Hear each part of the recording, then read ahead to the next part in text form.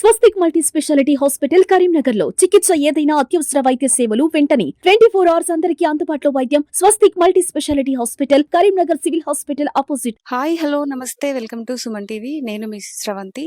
ప్రస్తుతం మనం ఇప్పుడు రాజన్న సిరిసిల్ల జిల్లా కోనరావుపేట మండల కేంద్రంలో అంబేద్కర్ నగర్ కాలనీకి చెందిన గుట్టె మహేష్ యువ రైతు అప్పుల బాధ భరించలేక ఆత్మహత్య చేసుకున్నాడండి. ప్రజెంట్ ఇప్పుడు మనం వాళ్ళ ఇంటి దగ్గర ఉన్నాము. ఒకసారి మనం అడుగుదాం అసలు ఏమైంది, ఆత్మహత్య చేసుకోవడానికి గల కారణాలు ఏంటని చెప్పేసి మనం వాళ్ళ కుటుంబ సభ్యుల్ని అడిగి తెలుసుకునే ప్రయత్నం అయితే చేద్దాం.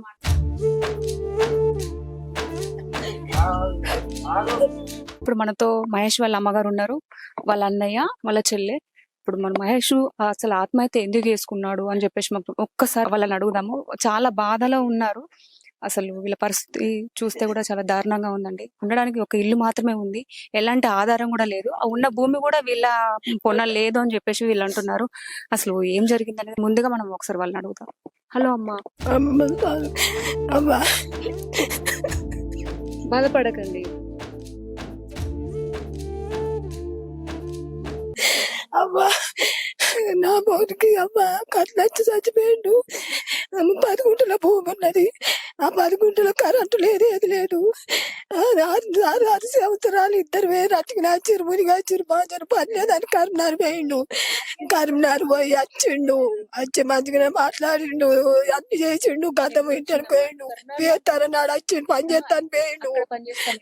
పోయిండు సోమవారం నాడు పోయిండు. గంతే పని వచ్చిండు.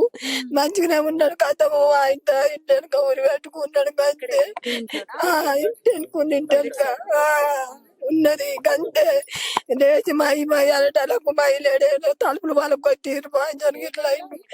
మేము అది ఇంటెనక టైం తెలియ బేస్తారన్నారు. బేస్తారం నాడు వచ్చిండు. మంచిగానే ఉన్నాడు. మంచిగానే నా విడుతులిండు. మనుషులేమి పెట్టుకున్నాడు. అక్కడ పని లేదట. లేకపోతే లేపట్టి ఏదన్నా కైకిలే నేను కైకిలే పోతా. మంచాను విన్నమా కైకిలి 10 గుంటల భూమి ఉంటే మా పట్ట కాలేదు. కరెంటు లేదు, ఏది లేదు. ఒక్క ఇల్లు ఉన్నది. గంత బాంచను ఏమి లేదు. ఇద్దరు అన్నదమ్ములు వేరు మునిగచ్చారు. బాంచాను మునిగచ్చాను కొన్నాం. కానీ ఎప్పుడు వచ్చిండమ్మా? 6 సంవత్సరాలు అవుతుంది. 6 సంవత్సరాలు అవుతుందా? 6 నెలలు 6 సంవత్సరాలు అవుతుందా? అచ్చి నుంచి కర్మాయిల్లో లేబర్ పని చేస్తాను. అటు ఇటు లేబర్ పని చేసుకుంటా ఇటు పోతే అక్కడ ఎక్కడ దొరుకుతాయి. మేము కూడా అదే పని చేస్తాం. నేను కూడా బయటకు వేస్తున్నాను. ఇటు అటు చేసుకుంటా. ఎవరి బతుకు వాడి పని చేయలే కదా ఉద్దేశం కొద్ది. సరే వాడి పని వాడికి మా తమ్ముడు కాబట్టి వాడి పని వాడి, నా పని అది చేయలేదు. బాబా రీసెంట్ గా మా బాబు కూడా కరోనా వచ్చింది. ఆ టైంలో చనిపోయాడు. వచ్చేసి మంత్ తర్వాత మళ్ళీ బయటగా హాస్పిటల్ చూసి అంతా అయిపోయింది. చూసి అంతా అయిపోయిన తర్వాత మా బాబు కూడా మంచిగా ఉన్నాడు. 1 year దాకా మంచిగా ఉన్నాడు, ఇంట్లో ఉన్నాడు. తర్వాత వానికి ఏమైంది, వాడిని చనిపోయాడు. చనిపోతే ఇప్పుడు తమ్ముడు మళ్ళీ సంవత్సరం డిఫరెంట్. వానికి మా బాబు సంవత్సరం డిఫరెంట్. వాడికి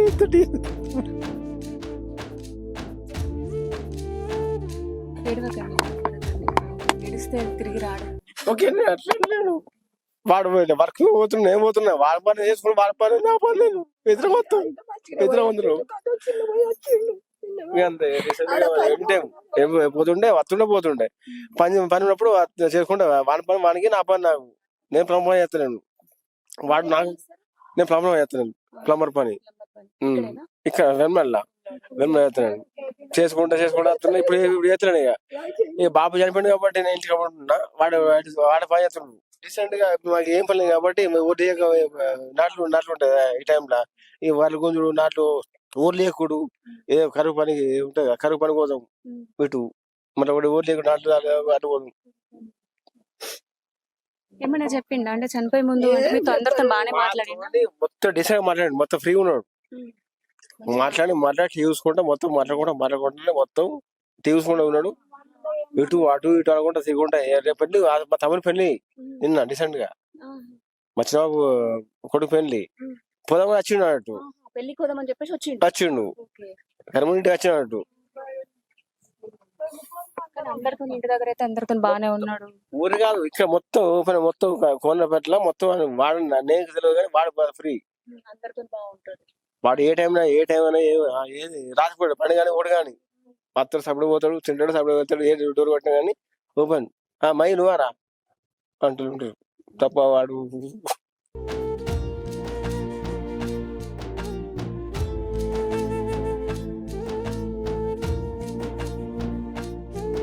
నేను పెద్దోన్ని తమ్ముడు చెల్లె ముగ్గురికి ఇంకా పెళ్లి నేను అంతే. నేను ఆల్రెడీ 3 లక్షలు నేను పెట్టిన నా డీసెంట్ గా పెట్టిన వానికి పెట్టిన. నేను బయటకు పోయినా వాడిని తీసుకున్నా, ఇద్దరం పోయినాం. నేను తీసుకున్నా వానికి పైసలు నేను పెట్టినా, మళ్ళీ నేను వచ్చిన అన్న నువ్వు ఉండే నేను బయటకు వెళ్తా, నేను ఇంటికి వచ్చిన వచ్చి వాడు పని చేయలేదు. మళ్ళీ వచ్చిండు, వచ్చేవారు నాకు దుబాయ్ వర్క్ చేయలేదు. ఇక వచ్చిన తర్వాత వాళ్ళకి ఇట్లా అయింది రా అని వచ్చేవాడు. వచ్చేవారు డబ్బులు కట్టాలి కదా, విజా పెట్టిన పైసలు మీరు మీ బ్రదర్ తీసుకున్నారు అప్పుడు 80 పెట్టినాను, విజాకి 80 అక్కడ కట్టి తీసుకున్నా. మా బాబాయ్ ఫస్ట్ టైం తీసుకున్నాడు, నన్ను ఫస్ట్ టైం తీసుకున్నాడు. నేను బాబాయ్ 80కి వచ్చాడు, నేను అనుకున్నా కాబట్టి మా తమ్ముడు నేను తీసుకున్నా. తీసుకున్న తాపకు పెట్టకపోతే ఇంత వచ్చి తీసుకున్నా. 2 సార్లు వచ్చిండు, మళ్ళీ పోయాడు, మళ్ళీ వచ్చి మళ్ళీ తీసుకున్నా. ఇట్లా డీసెంట్ గా ఇట్లా ఏంటంటే నాకు నచ్చడం అంటే సరే నీ నచ్చ కంపెనీ అంటే వానంత కంపెనీ లేదు, మంచి కంపెనీ. మీరిద్దరు ఎన్ని సంవత్సరాలు ఉన్నారు అక్కడ దుబాయ్ లో? నేనా మా తమ్ముడు ఒక వీసా అయిపోయింది, 2 సంవత్సరాలు అగ్రిమెంట్ ఉంటది. నేను ఫస్ట్ వెళ్ళొచ్చిన ఆల్రెడీ, నేను వెళ్ళొచ్చిన అన్నాడు. కరెంట్ టైం వచ్చింది, కంపెనీ వీసా లేదు, పని లేదు, ఏం లేదు, వెళ్ళిపోయి అంతా ప్యాక్ చేస్తే నేను మళ్ళీ అప్పు చేసుకొని 5,000 రూపాయలు కార్ తీసుకొని మళ్ళీ హైదరాబాద్ క్వారంటైన్ అంటారు, క్వారంటైన్ ఏమంటారు క్వారంటైన్. ఆ టైంలో 12 రోజులు, రోజుకు 1000 రూపాయలు కట్టి తీసుకొచ్చి వాళ్ళకి ఏం లేదని వేసుకొని తీసుకొచ్చిన. కరోనా టైంలో అప్పటి నుంచి ఇక్కడికి వచ్చిన తర్వాతనే లేబర్ పని చేసుకుంటున్నాడు.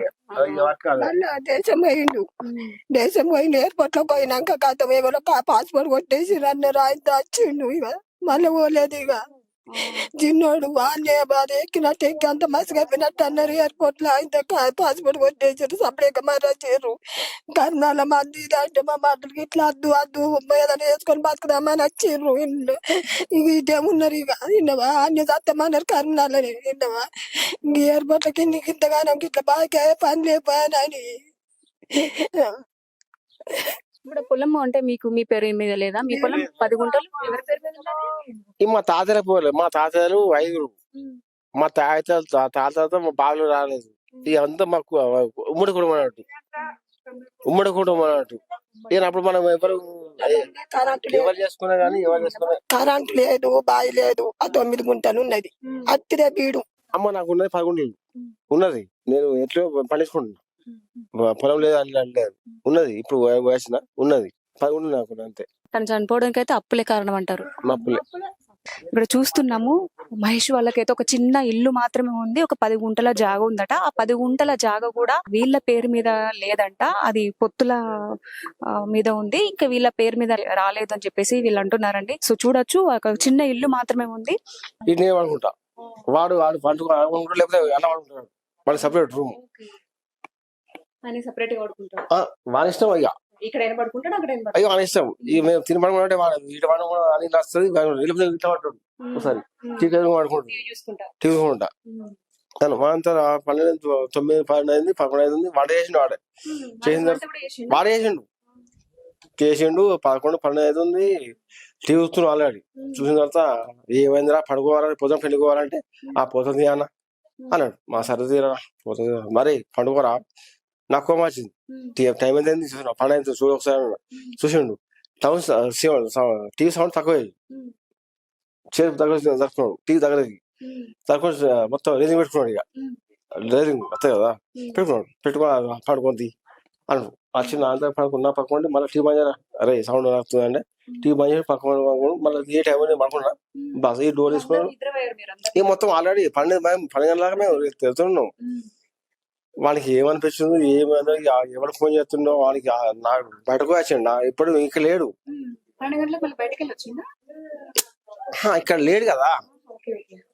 కరీంనగర్ వచ్చింది కాబట్టి ఇప్పుడు 4 రోజులు అది లేదు కాబట్టి ప్రెషర్ నాకు తెలుస్తుంది. నేను ఉంటే మరి మాట్లాడవచ్చు కదా. కరీంనగర్ నుంచి వచ్చిన తర్వాత మరి ఏమైందిరా మరి అని మీరు అడగలేరా? మరి ఎందుకు వచ్చినావు, మరి పని లేదా, మరి ఎందుకు వచ్చినావు అని చెప్పేసి మీరు అడగలేరా? నేను అడిగినా అది కూడా. అమ్మాయి ఏంద్రా ఏం సార్ టైం వస్తే అన్న రేపు పొద్దున పోతుంది, రేపు పెళ్ళి ఉంది కదా అన్న. నాకు ఆల్రెడీ ఇక్కడ బస్ పెట్టినట్టు మా తమ్ముడికి గురించి, మా తమ్ముడే మా చిన్నప్పుడికి పెళ్లి.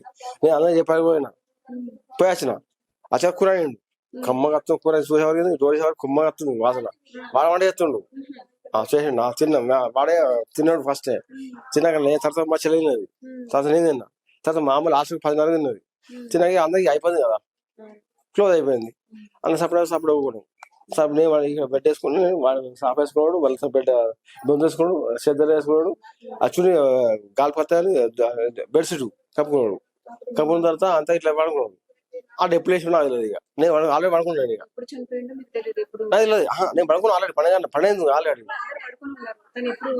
తెలియదు నాకు అని ఏం బాధ వాళ్ళు ఎవరికి ఫోన్ చేసారు ఏం కదా నాకు అర్థం అవుతలేదు వాడు ఇక దేవుడు అందరూ ఇక్కడే పడుకుంటారంట ఒకసారి చూడొచ్చు. కానీ నైట్ టైంలో 12 తర్వాత తను ఆత్మహత్య చేసుకున్నాడు అని చెప్పేసి వాళ్ళ అన్నగారు కూడా అంటున్నారు. సో లోపలికి వెళ్దాం, మనం ఒకసారి చూద్దాము తను అక్కడ ఉరేసుకున్నాడు అని చెప్పేసి అంటున్నాడు. ఒకసారి మనం వెళ్ళి చూద్దాం రండి. చూడండి తను ఇక్కడైతే ఉరేసుకున్నాడంట. తను ఇదే రూమ్ లో పడుకుంటాడంట. ఒక్కొక్కసారి ఇదే రూమ్ లో, ఒక్కసారి అక్కడ హాల్ రూమ్ లో అయితే తను పడుకుంటాడంట. ఎక్కడ ఇష్టం ఉంటే అక్కడ పడుకుంటాడంట. తను ఇక్కడ ఈ మంచంలో పడుకుంటా అని చెప్పేసి ఇక్కడికి వచ్చిండట.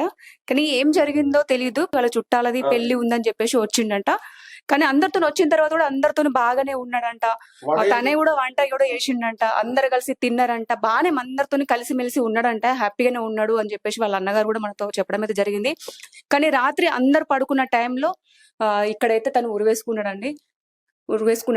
ఒకసారి చూడొచ్చు. ఇక్కడే వేసుకున్నారు. ఇదే కిచెన్, అదేంది ఇది ఈ ప్లేస్ కిచెన్ ప్లేస్. మేము అటు పెట్టము, అది దేవుడు ఇటు హాలు, అటు బయట మేము ఏం చేస్తాం అట్లా. మీతో ఏమైనా చెప్పిండా అమ్మ? అంటే తను ఏమైనా బాధలో ఉన్నాను, ఇబ్బంది అవుతుందని ఏం చెప్పాను? నేను పత్తిగల పోయి వచ్చి కాయ టీవీ కడ కూర్చున్నా. నేను సొరకాయ అంటుకున్నాను. సొరకాయ అంటే తినాడు. నా బిడ్డ మార్కెట్కి పోయింది, కూరగాయలు ఇచ్చింది. నన్ను చిక్కుడుగాయలు ఇచ్చిండట. టమాటాలు కోసుకున్నాడు, ఉల్లిగడ్డ కోసిండు, మంచిగా నూనెలు ఫ్రై చేసుకున్నాడు, తిన్నాడు. మళ్ళా బుజ్జవని పాలు పోయమన్నాడట, పోసిండు. నేను ఆయన కూర్చున్నా. ఇక మంచిగా ఉన్నాం కదా మేమందరం. ఇక రేపు పెళ్లి పోతాము, ఇక 2 మోపుల గడ్డి తెస్తా అన్నాడు. అన్ని మంచిగా మాట్లాడాడు. సరే పోతురు, నేను ఉంటా బిడ్డ, మీరు ముగ్గురు పోనంటే సరే అమ్మాయి చెప్పలేవు కదా నాయన ఇంత నవ్వుకుంటా అన్న. బూట్లు లేవా నాకు, అవి వేసుకొని పోతా. దమన ఉండమంటే ఉండన్నా అమ్మ అన్నాడు. ఉండి బిడ్డలు పరాయోళ్ళ మొన్ననే రమ్మన్నాడు కాదు బిడ్డ నిన్ను సన్ని పో ఉండన్న. ఇక గివ్వే ముచ్చట్లు మేడము, ఒక్క ముచ్చట మంచిగా 1 గంట సేపు నవ్వుకుంటూనే ఉన్నాం అందరం మేము. విన్నవా తిని పట్టుకొని చట్టి నచ్చిండు మేడం. ఏమన్నా తీసుకొని చట్టి నచ్చిండు అట్టుగానే. విన్నవా ఇక అట్లా మాట నవ్వుతూ అన్నాక మేము నమ్మకబట్టి మా భాష అన్నట్టు బయట పోతే నాకు అక్కడ పని వస్తలేదు. ఈ అప్పుడు బాధ అన్నట్టు వాడు చెప్పలేక అది ఎంత బాగా కానీ కాలేజీ చేయండి కానీ హాస్పిటల్ పోయి మనం చేసుకొని ఇట్లా ట్రీట్మెంట్ చేసుకోవచ్చు. కానీ పానం ఇప్పుడు దానికి ఏం చేయాలి? బస్సు పెట్టిరు మా ఊళ్ళు. ఇక పోదామని అన్ని మంచిగా మాట్లాడింది మేడం. ఏందమ్మా ఏది లేదు. ఇక అన్ని లోపల ఏం పెట్టుకొని వచ్చిండు. 1:30కి వెళ్ళి సోమవారం వేయిండు. మళ్ళీసారి వేయిండు పని చేసిండు. వచ్చిండు లేదన్నారు. ఏమో ఈ బాకీ 4 చెప్తే ధరించేటట్టు లేరు అన్నాడు. ఇంత గట్ల చేసుకుంటున్నాడు మేడం. బాధ్యను విన్నవా నీ ఒక్క ఇల్లు ఉన్నది గంతే. విన్నవా నేను కలవబోతా, పత్తి తవ్వబోతా, నాటే పోతా, ఒట్టి చెక్క పోదురు, అరి ముంద పోదురు. ఎదిగిన కొడుకులు ఉన్నారు. ఇంత కష్టం చేస్తే భక్తి అనుకున్నాం. దేవుడు గిట్లా చేసి నేను ఏం చేయాలి బాధ్యను? ఇప్పుడు రమ్మంటే వస్తాడా? నేను పోయిన వస్తాడా? నాకు కూడా వస్తాడా చెప్పు. మీ చెల్లు ఉన్నది, వాళ్ళిద్దరు ఉన్నారు. ఈయనకైనాక చేస్తా అనుకుంటే ఇదే బాకీ, ఇదే బాకీ, ఇదే బాకీ, ఇదే బాకీ. తేరు లేదు. మిత్తికి ఇవే అవుతున్నాయి. ఎవరు చెప్పుకోలేక చేయక నా కొడుకు అంత కర్వం చేసుకున్నాడు మేడం. బాధ్యను ఇప్పుడు మనతో మాట్లాడడానికి మహేష్ వాళ్ళ బాబాయ్ గారు కూడా ఉన్నారు. ఒకసారి మనం వారిని కూడా అడుగు. నమస్తే అండి. నమస్తే. అయితే మాతోటి బాగానే ఉండేవాళ్ళు. ఈ కూనపేట లోకల్లో కూడా అందరితో కలుపుకలుగా ఉండేవాడు. అందరితో మంచిగానే ఉండేవాడు. గత కొద్ది రోజుల క్రితం వీళ్ళు ఇద్దరు అన్నదమ్ములు కూడా బయట గల్ఫ్ దేశం కూడా వెళ్ళారు. గల్ఫ్ లో వెయ్యి కూడా అప్పుడు అప్పులు చేసుకొని పోయారు. అక్కడి బాకీలు కూడా తీరలేదు.